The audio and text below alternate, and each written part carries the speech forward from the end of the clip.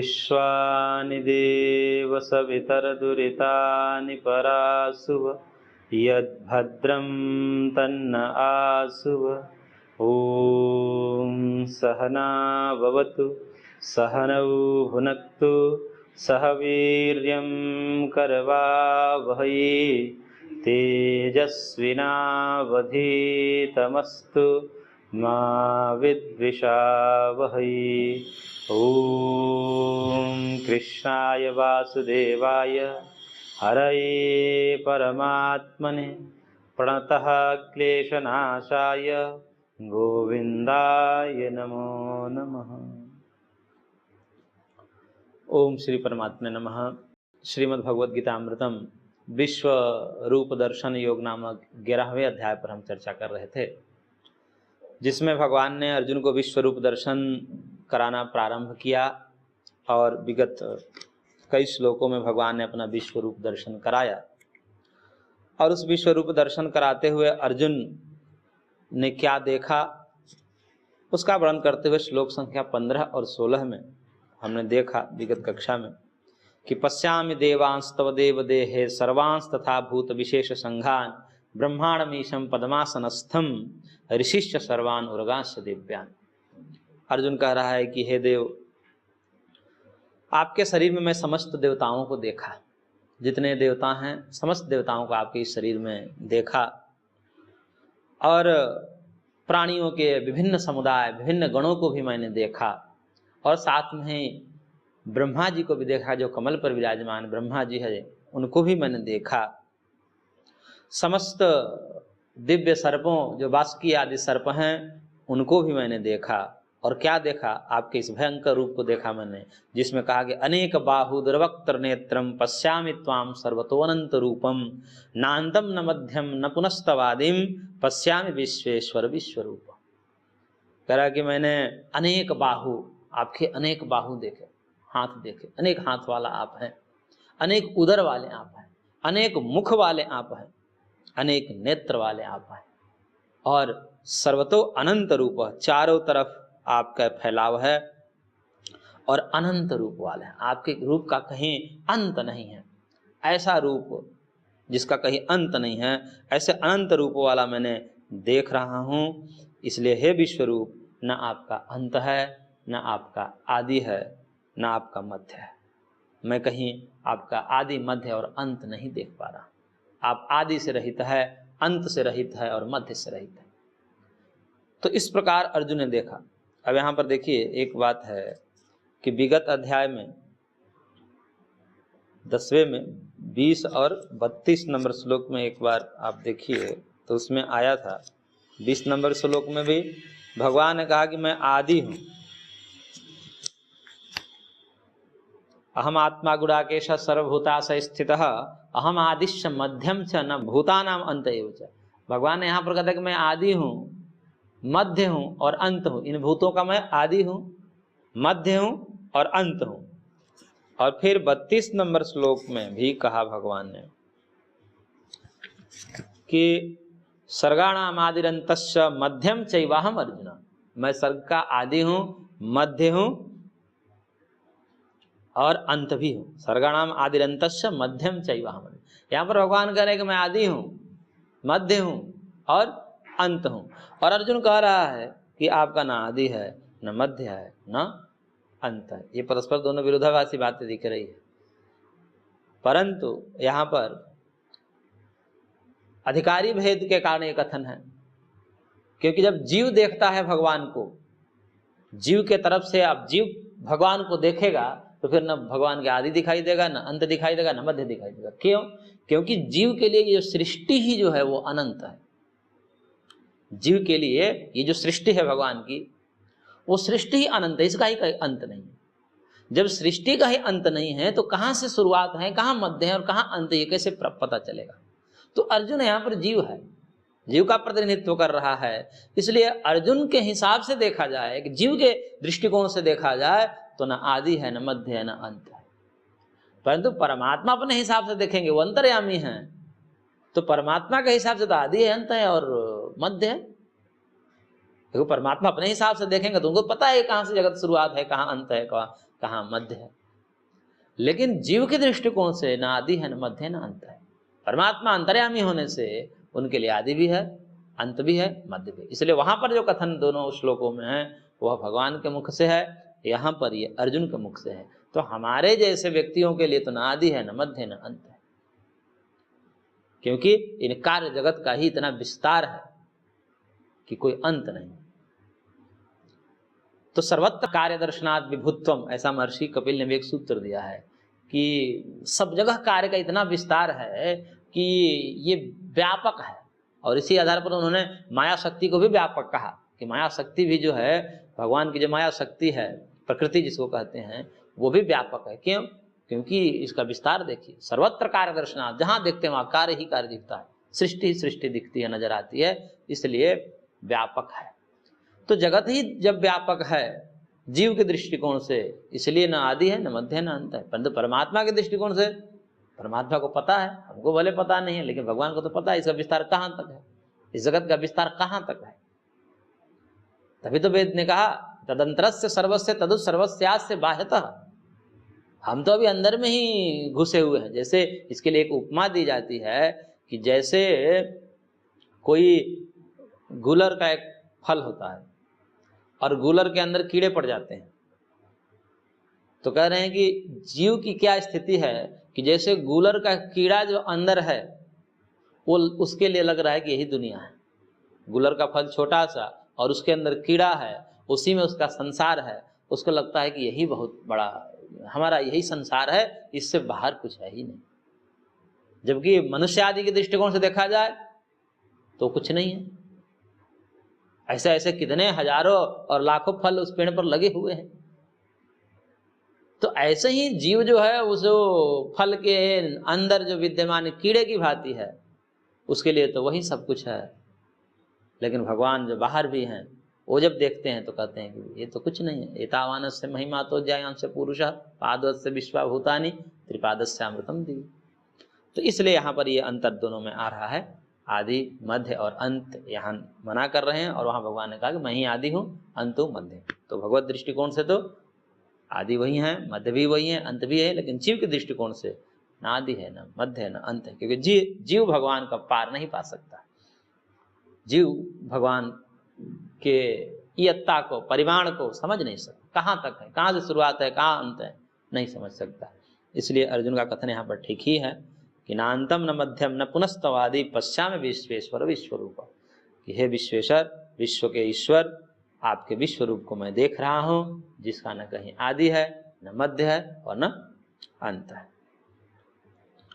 आगे अर्जुन कह रहा है किरीटिनं गदिनं चक्रिणं च तेजो राशिं सर्वतो दीप्तिमन्तं पश्यामि त्वां दुर्निरीक्ष्यं समन्ताद् दीप्तानलर्काद् द्युतिमप्रमेयम्। तो कह रहे हैं कि कैसा स्वरूप देख रहा है भगवान का, तो कह रहे कि त्वाम किरीटिनम गदिनम चक्रिणम च, आप मुकुटधारी हैं, आपको मुकुट से विभूषित मैं देख रहा हूँ। गदिनम, गदा लिए मैं देख रहा हूँ। चक्रिणम, चक्र लिए देख रहा हूँ। आपके इन स्वरूप में मैं देख रहा हूँ कि आप दिव्य मुकुट धारण किए हुए हैं, किसी हाथ में गदा लिए हुए हैं, किसी हाथ में चक्र लिए, क्योंकि अनेक बाहुदर वक्त्र नेत्र, क्योंकि अनेक बाहु वाले हैं भगवान, तो किसी हाथ में चक्र लिए हुए हैं, किसी हाथ में गदा लिए हुए हैं। इस प्रकार से रूप देख रहा है भगवान। त्वाम किरीटिनम गदिनम चक्रिणम च सर्वतो दीप्तिमंतम, और चारों तरफ एक दिव्य प्रकाश फैल रहा है, प्रकाशित हो रहा है। आपका शरीर से दिव्य तेज निकल रहा है, क्योंकि पूर्व में कहा दिव्य सूर्य सहस्रस्य भवेद्युपदुत्थिता यदि भासदृशी सा स्यात् भासस्तस्य महात्मन, एक साथ हजारों सूर्य उदित हो जाएं, इस प्रकार का भी प्रकाश उनके सामने फीके पड़ जाए, वो जो दिव्य प्रकाश निकल रहा है। तो चारों तरफ एक दीप्तिमंतम, दीप्ति प्रकाश हो रहा है, सूर्य के सदृश वहां प्रकाश हो रहा है। तो प्रकाशमान तेज का पुंज, और कैसा तेज पुंज, तो कह रहे कि दीप्त अनल अर्क द्युतम द्युतिम, तो कह रहे कि प्रकाशमान जो अग्नि है, अग्नि के समान प्रकाशमान अर्क अर्थात सूर्य के सदृश ज्योति वहां पर फैल रही है आपके शरीर से चारों तरफ। ऐसा मैं देख रहा हूं। और ये देखना कितना दुर्लभ है, तो कह रहे हैं कि दुर्निरीक्षण, देखने में बड़ा दुर्निरीक्ष, क्योंकि इतनी तेज है, तीक्ष्णता है उस प्रकाश में कि आंखें चौंधिया जा रही। हालांकि दिव्य दृष्टि प्रदान है तो भी ये हालात है। सामान्य आंखें तो जो है वहां फ्यूज ही हो जाएगी, जैसे बल्ब फ्यूज हो जाता है, ऐसे ही हो जाएगी। तो रहे दिव्य दृष्टि प्राप्त है, क्योंकि भगवान ने पहले ददामि दिव्यम ते चक्षु कह दिया, वहां दिव्य दृष्टि दे दिया। उस दिव्य दृष्टि के द्वारा भी दुर्निरीक्ष है, सामान्य आंखों की तो बात ही छोड़ दीजिए। तो बड़े कठिनता से देखने योग्य जो है ऐसे स्वरूप को, जो समन्ताद अप्रमेयम पश्यामि, जो चारों तरफ से अप्रमेय है, अपरिमित है, अपरंपार है, ऐसे अपरिमित अपरंपार आपके दिव्य स्वरूप, प्रकाशमान स्वरूप, जो कि इस आंखों से देखने में बहुत कठिनता से देखे जाए, इतना तीक्ष्ण प्रकाश है, आभा है, दीप्ति है, कि वह रूप मैं देख रहा हूं, जो भिन्न भिन्न हाथों में अलग अलग से आप अस्त्र शस्त्र लिए हुए हैं, ऐसा मैं देख रहा हूं आपका दिव्य स्वरूप। और भी आगे अर्जुन कह रहा है, त्वमक्षरं परमं वेदितव्यं त्वमस्य विश्वस्य परम निधानम त्वमव्ययः शाश्वत धर्मगोप्ता सनातनस्त्वं पुरुषो मतो मे। कह रहे हैं कि त्वाम वेदितव्यम परमं अक्षरम ब्रह्म, आपको ही परम अक्षर ब्रह्म समझना चाहिए। जानने योग्य जो परम अक्षर ब्रह्म है वह आप ही हैं, जो मुमुक्षुओं के लिए जिसे अक्षर ब्रह्म कहा जाता है, जिसको जान करके फिर भव बंधन से छूट जाया जाता है, ऐसे मुमुक्षुओं के लिए जो जानने योग्य परम अक्षर तत्व है, यानी कि ब्रह्म तत्व है, वो आप ही हैं। तो त्वम वेदितव्यम परमम अक्षरम त्वम अस्य विश्वस्य परम निधानम, आप ही इस विश्व के परम निधान है। निधान मतलब निधीयते अस्मिन् इति निधानम, जिसमें कोई वस्तु रखी जाए उसको निधान कहते हैं। जब तक करुणा निधान, तो करुणा जिसमें भरी हुई है, यानी करुणा का जो आश्रय है, तो जिसमें वस्तु रखी जाए, यानी कि जो आश्रयभूत है, जो आधारभूत है, उसको निधान कहा जाता है। तो अस्य विश्वस्य परम निधानम, इस विश्व ब्रह्मांड का सर्वश्रेष्ठ आधार है, आप ही समस्त जगत का आधार है, आप ही सर्वाधार है, तो परम निधानम। और फिर क्या कह रहा है अर्जुन, यही नहीं, आप क्या हो, त्वाम शाश्वत धर्म गोप्ता, इसे शाश्वत धर्म यानी कि सनातन जो धर्म है, इस धर्म के वास्तव में रक्षक तो आप ही हैं। बाकी जो व्यक्ति अपने आप को धर्म का रक्षक कहता है कि मैं धर्म का रक्षक हूं, करेंगे मनुष्य तो है ही नहीं, वास्तव में धर्म के रक्षक तो भगवान ही है। यदि धर्म रक्षित है, पालित है, पोषित है, संवर्धित है, तो भगवान के कारण। मनुष्य में इतना सामर्थ्य नहीं है कि वह धर्म का रक्षा कर सके। यदि रक्षा कर रहा है किसी के द्वारा, ऐसा पुण्य कर्म हो रहा है, तो उसको भी इसमें अहंकार करने की कोई आवश्यकता नहीं है, क्योंकि उनके माध्यम से भगवान ही सब करा रहे होते हैं। क्योंकि अनेक रूप वाले हैं, अनेक शरीर है उनके, तो समस्त जीवों के शरीर, समस्त मनुष्यों का शरीर उन्हीं का शरीर तो है, और उन्हीं के अंदर बैठ करके प्रेरित करके किससे कुछ करवा रहे हैं, किससे कुछ करवा रहे हैं। तो समस्त कर्मों का आधार भी तो वही है। इसलिए यदि कोई धर्म का रक्षक है, धर्म की रक्षा कर रहा है, तो वास्तव में मनुष्य धर्म के रक्षक नहीं है। यदि मनुष्य धर्म के रक्षक होते तो अभी तक तो इतने इतने अधर्म फैले हो तो बंद हो जाने चाहिए। सब चाह रहे लेकिन कुछ हो नहीं पा रहा है। सब चाहते हुए भी हत्या बंद नहीं हो पा रही, सब चाहते हुए भी जो मांसाहार बंद नहीं हो पा रहा है, सब चाहते हुए भी कितने कुकृत्य है वो बंद नहीं हो पा रहे, सब जोर लगा रहे हैं लेकिन फिर भी कुछ नहीं हो पा रहा। इसका मतलब क्या? इसका मतलब कि वास्तव में जो धर्म के रक्षक हैं वो तो भगवान। और जो ये कहता है कि मैं धर्म का रक्षक हूं, धर्म ध्वजा मेरे हाथ में है, तो उसको तो भगवान ने आगे कहेंगे 12वें अध्याय में, दंभी है। दंभ उसको कहते हैं, दंभो धर्म ध्वजित्वम, ऐसा आचार्यों ने उसका परिभाषित कर किया है, लक्षण बताया है कि दंभ मतलब धर्म ध्वजित्वम, मैंने ही धर्म का ध्वजा धारण कर रखा हूं, बाकी तो सब अधर्मी हैं। इस प्रकार के जो पाखंड है उसको दंभ कहते हैं। तो क्या है, मैं हूं तो इतना धर्म आगे बढ़ा, नहीं तो कब का ये अधर्म फैल जाता, सनातन धर्म की हानि हो जाती। इस प्रकार का जो भाव है इसको दंभ कहते हैं। तो वास्तव में मनुष्य तो धर्म का ध्वजा नहीं धारण कर सकता, एकमात्र धर्म का रक्षक, सनातन धर्म का रक्षक है भगवान मैं ही। इसलिए शाश्वत धर्म गोप्ता। और अर्जुन कह रहा है कि मैं आपको क्या समझ रहा हूं, सनातन पुरुषो मतो में, मेरे मत में आप ही सनातन पुरुष हैं, आप ही सदा से हैं, आप ही सदा हैं, रहेंगे और थे। ऐसे सनातन पुरुष एकमात्र आप ही हैं। बाकी जीव क्या है, आज है कल नहीं। हम जो जीव स्वरूपों क्या है, आज हैं इस रूप में दिख रहे हैं, कल नहीं रहेंगे, कल नहीं थे आज हैं, फिर कल नहीं रहेंगे। लेकिन आप सदैव थे, हैं, रहेंगे। यही तो भगवान की विशेषता है। इसलिए महर्षि पतंजलि ने भी सूत्र देते हुए ईश्वर के स्वरूप को समझाते हुए उन्होंने कहा कि क्लेश कर्म आकाशैर परामिष्ट पुरुष विशेष ईश्वर तत्र नृतिशयम सर्वज्ञ बीजम सएष पूर्वेशामपि गुरु कालेन अनवच्छेदात्। काल के द्वारा सीमित नहीं है भगवान, जीव काल के द्वारा सीमित है। बड़े बड़े ऋषि मुनि आए, ज्ञानी आए, लेकिन काल कौलित हो गए, काल की सीमा में है उनका शरीर। लेकिन भगवान कालातीत है, काल से परे हैं, वो कालों का काल, महाकाल है, आगे कहेंगे कालोस्मि। तो इस प्रकार से जो है सनातन पुरुष आप ही हैं मेरे मत में, मतों में, मेरे मत में सनातन पुरुष तो आप ही हैं, आप ही नित्य पुरुष है, ऐसा अर्जुन कह रहा है। और क्या कह रहा है, अनादि मध्यांतम अनंत वीर्यम अनंत बाहुम शशि सूर्य नेत्रम पश्यामि त्वाम दीप्त हुताश वक्त्रम स्वतेजसा विश्वमिदं तपन्तम।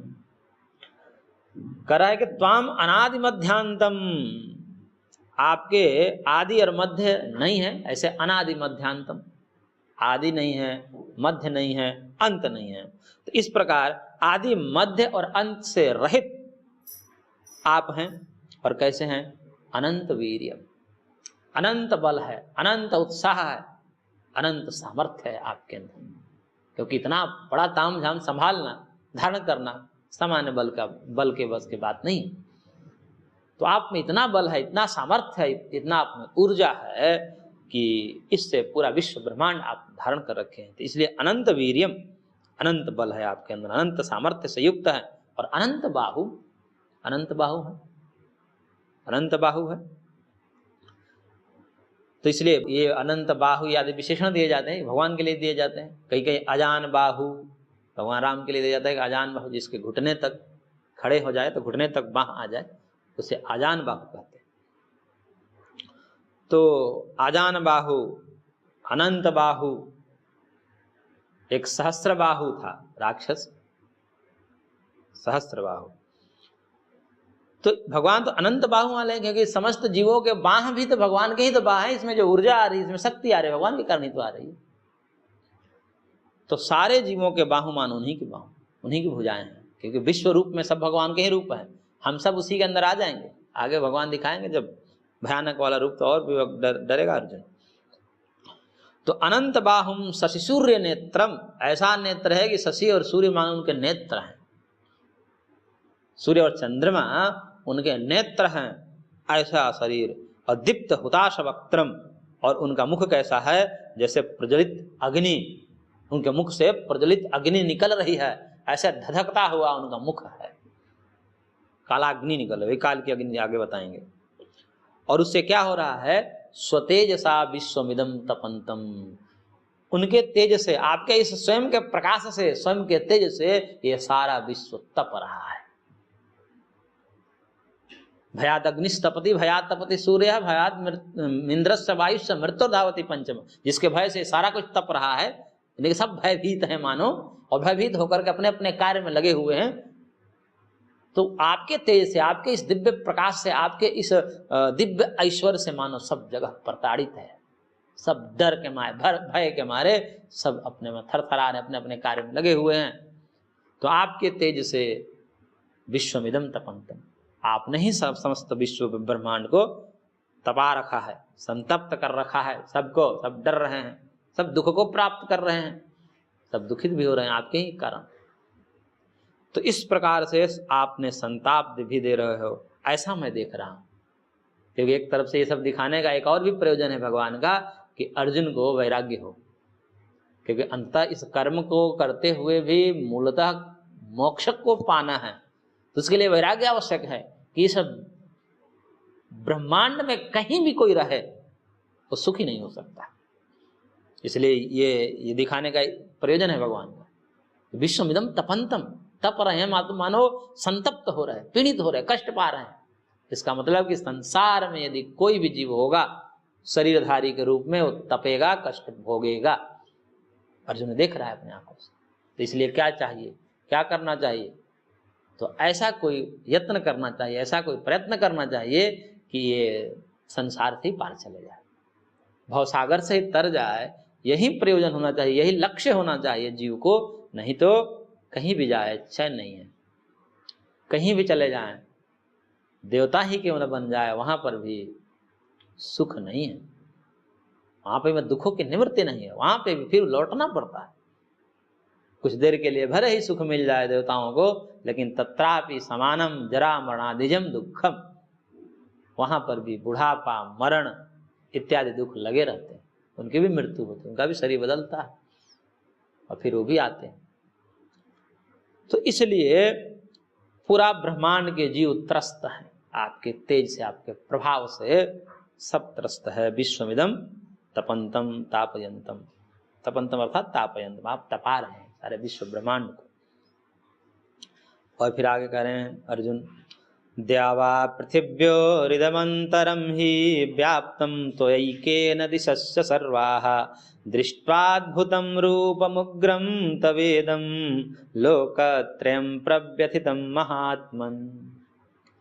कह रहा है अर्जुन, हे महात्मन, इदं द्यावा पृथिव्यो अंतरम च सर्वाः दिशः एकेन त्वया ही व्याप्तम। ये दिवलोक से पृथ्वी के बीच में, पृथ्वी से और दिवलोक, अनंत ब्रह्मांड, ये अंतरिक्ष जिसका कहीं अंत नहीं है। तो इस पृथ्वी से लेकर के अंतरिक्ष के मध्य में जितनी भी दिशाएं हैं, दिशाएं कहाँ हैं? इसी मध्य में तो है पृथ्वी और ब्रह्मांड, ऊपर दिवलोक, अंतरिक्ष, उसके बीच में दिशाएं। तो कह रहे हैं कि इस दिवलोक और पृथ्वी के बीच का संपूर्ण जो अंतराल है, संपूर्ण जो एक खाली जगह है, अंतराल है, जगह है, और सारी दिशाएं जिसके अंतर्गत आ जाती हैं, सर्वाः दिशा, वो सारे दिशाएं, सारा विश्व, सारा यानी कि जो भी रिक्त स्थान है, यहाँ तक कि जो रिक्त स्थान है, उस रिक्त स्थान में आप एकेन त्वया ही व्याप्तम, आप एक के द्वारा ही समस्त व्याप्त है, ऐसा मैं देख रहा हूं। आप केवल अकेले हैं और केवल अकेले आप कहां कहां तक व्याप्त हैं, कोई दूसरा नहीं है। ऐसा नहीं है कई लोग मिलकर के व्याप्त किए हुए, ऐसा नहीं, आप केवल एक मैं देख रहा हूं कि आप एक के द्वारा ये संपूर्ण विश्व जगत व्याप्त है। दिवलोक से, अंतरिक्ष लोक से लेकर पृथ्वी लोक, सब सारी दिशाएं आपसे ओतप्रोत हैं, क्योंकि दिशाओं का ही कहीं अंत नहीं है, आकाश का ही कहीं अंत नहीं, वो आकाश में भी आप व्याप्त हैं, इसलिए आप आकाशों के आकाश, महाकाश हैं। इस प्रकार से अर्जुन देख रहा है। तो एकेन त्वया ही व्याप्तम तव इदम अद्भुतम उग्रम रूपम दृष्ट्वा लोकत्रयं प्रव्यथितम। ये अभी रूप कौन सा रूप है? उग्र रूप देखा अर्जुन ने। उग्र रूप मतलब क्रूर रूप, भगवान का भयानक रूप। उस भयानक रूप जो अद्भुत विस्मयकारी रूप है, वो उग्र रूप को दृष्टा देख करके लोकत्रयं प्रव्यथितम, तीनों लोक कांप रहा है आपके, क्योंकि अब काल वाला भगवान रूप दिखा रहे हैं, भयानक रूप दिखा रहे हैं, डरावने रूप दिखा रहे हैं। तो उस रूप को देख करके सारा जगत लोकत्रयं प्रव्यथितम, ये तीनों लोग व्यथित है, पीड़ित है, व्यथा को प्राप्त हो रहा है, संतप्त है, डरे हुए हैं। भगवान डरा रहे, क्यों? मृत्यु के रूप में भगवान नहीं थे। जब मृत्यु आती है, प्रलय आता है, तब क्या होता है? सब त्राहिमाम करते हैं। सबके चेहरे पर देखो उस समय कि कोई प्रलय ऐसी आ जाए स्थिति, तो उस समय क्या होगा, कल्पना करिए। तो ऐसा भगवान कर दें, प्रलयंकारी रूप अपना दिखा दे, वह उग्र रूप, तो उसमें तो सबको डरना ही। तो वह रूप अपने आंखों से अर्जुन देख रहा है, तो उसमें ये देख रहा है कि तीनों लोग के जो जीव हैं सब कांप रहे हैं, और कांप कर क्या कर रहे हैं, उसकी स्थिति वो देख रहा है अपने आंखों से। तो कह रहा है, अमी हि त्वां सूर संघा विशन्ति केचिद् भीताः प्राञ्जलयो गृह्णन्ति स्वस्तीत्युक्त्वा महर्षि सिद्ध संघाः स्तुवन्ति त्वां स्तुतिभिः पुष्कलाभिः। तो कह रहा है कि अमी सुर संघा ही त्वां विशन्ति, करेंगे वे सारे सुर संघा, सुर मतलब देवता होता है, और संघ उसके जो समुदाय है देवगण, वे जो देवगण हैं त्वाम विशंति, देख रहा हूं मैं अपने आंखों से कि वो देवगण भी आप में प्रविष्ट हो रहे हैं, वो देवता भी आप में घुस रहे हैं, उस आग कालाग्नि में सब झोंके जा रहे हैं, तो वो भी आप में प्रवेश कर रहे हैं। केचित भीता, कुछ लोग कुछ तो उसमें से डरे हुए हैं, कई प्रकार के देख रहा है।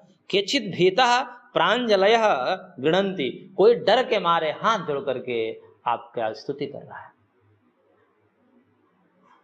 तो हाथ जोड़ करके आपके नाम और गुणों का उच्चारण कर रहा है। और महर्षि क्या कर रहे हैं, क्योंकि कालाग्नि ऐसे प्रलयंकारी दृश्य में जो डरे हुए होते हैं तो भगवान को पुकारते हैं, हे भगवान दुख दूर करो, त्राहि माम, इस प्रकार भगवान का नाम लेते हैं, भगवान का कीर्तन करते हैं, बचाओ हमें, बचाओ इस समाज को बचाओ। इस प्रकार से वो डर के मारे, जैसे कोई अभी भी कुछ हो जाए, अभी विगत सालों में जो कोरोना आया तो उसमें क्या, कई लोग पूजा पाठ भगवान के भजन कीर्तन सब बढ़ गया उसमें, त्राहि माम, रक्षा करो इस सबसे दूर करो। तो ऐसे कोई प्रलय आ जाए तो जीव क्या करते हैं, जब कुछ नहीं सूझता जीवों को, अपने बस की बात नहीं रह जाती, तो फिर भगवान की भक्ति कीर्तन जब तब पूजा पाठ बढ़ जाता है। तो उसमें जो है डरे हुए लोग हाथ जोड़ करके भगवान के नामोच्चारण कर रहे हैं, उनका गुणगान कर रहे हैं। और जो महर्षि सिद्धगण हैं, महर्षि सिद्ध संघा स्वस्ति इति युक्त्वा पुष्कलादि स्तुति भी त्वाम स्तुवन्ति, और महर्षि और सिद्धगण जो है वो स्वस्ति वाचन कर रहे हैं, क्योंकि उनको सब पता होता है, महर्षि और सिद्धों को सब त्रिकाल पता होता है क्या होने वाला है, इसलिए उनको डर नहीं होता। महर्षि और सिद्धों को डर नहीं होता, वो डरते नहीं, क्योंकि वो सब प्राप्त कर चुके हैं, उनको डर किस बात की। इसलिए वो इतना करते हैं, स्वस्ति स्वस्ति स्वस्ति, ऐसा कहते हैं, कल्याण हो, जगत का कल्याण हो, जगत का कल्याण हो, ऐसा कह करके और आपका स्तवन करते हैं, दिव्य स्तोत्रों के द्वारा आपका स्तवन करते हैं। वो सब देखा अर्जुन ने कि ऐसे त्रस्त होकर के कोई तो डर करके गुणगान कर रहे हैं, महर्षि लोग सबके कल्याण की भावना से स्तुति करें, उनको डर नहीं लगता, क्योंकि भगवान का अंश है, उनको कोई डर नहीं है। लेकिन बाकी जो डरे हुए भगवान का गुणगान करते हैं, भीत हैं, व्याधित हैं। तो इस प्रकार से अर्जुन ने भगवान को विकराल रूप, जो प्रलयंकारी दृश्य है, भयावह क्रूर रूप, उसका दर्शन किया। आगे और ये दर्शन भगवान कराएंगे। आज की कक्षा को हम यहीं पर विराम देते हैं, शेष अगले अंक में।